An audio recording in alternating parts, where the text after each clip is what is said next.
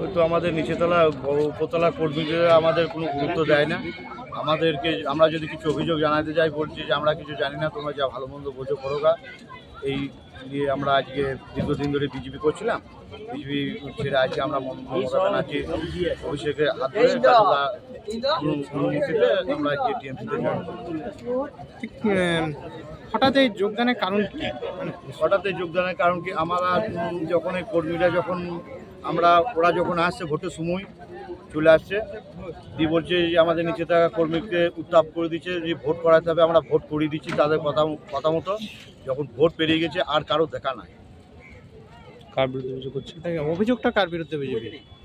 অভিযোগটা বিজেপির বিরুদ্ধে। আমাদের এখানে যে মাননীয় সন্ন্যাসী চরণ মণ্ডল আমাদের এখানকার সভাপতি বিজেপি, ও তো একটা বড় শয়তান, ওর ওপর কিছু বলারই নেই।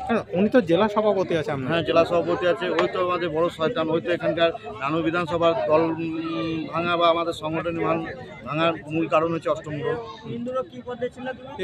সেই ক্ষোভ প্রকাশ করে আজকে কি বিজেপিতে তৃণমূলে যোগদান করলেন? হ্যাঁ, সেই ক্ষোভে আজকে আমরা তৃণমূলে যোগদান করলাম। কি মনে হচ্ছে তৃণমূলে আসার পর কতটা আপনারা এগিয়ে যেতে পারবেন? তৃণমূলে আসার পর আমরা কিন্নারে 2 নম্বর 1 নম্বরে কিন্নারে কোনো বিজেপি কর্মী থাকবে না, বিজেপি কর্মী কোনো থাকবে না, বিজেপি থাকবে না। হ্যাঁ, নির্বাচন সামনেই তো লোকসভা নির্বাচনে কিভাবে আপনারা প্রস্তুত নেবেন?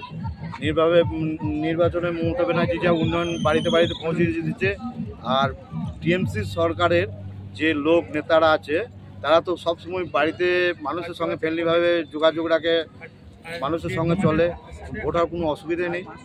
বিজেপি নেতাদের মতো তো এসে আমরা ভোটের সময় 5 দিন দেখা করবে দিয়ে চলে যাবে ভোটে নিয়ে, তারপরে তো আপনাদের কোনো পাত্তা পাওয়া যাবে না। আজকে কতজন যোগদান করলেন? আজ প্রায় 400-500 জন যোগদান করলো। আপনার নামও পরিচয়?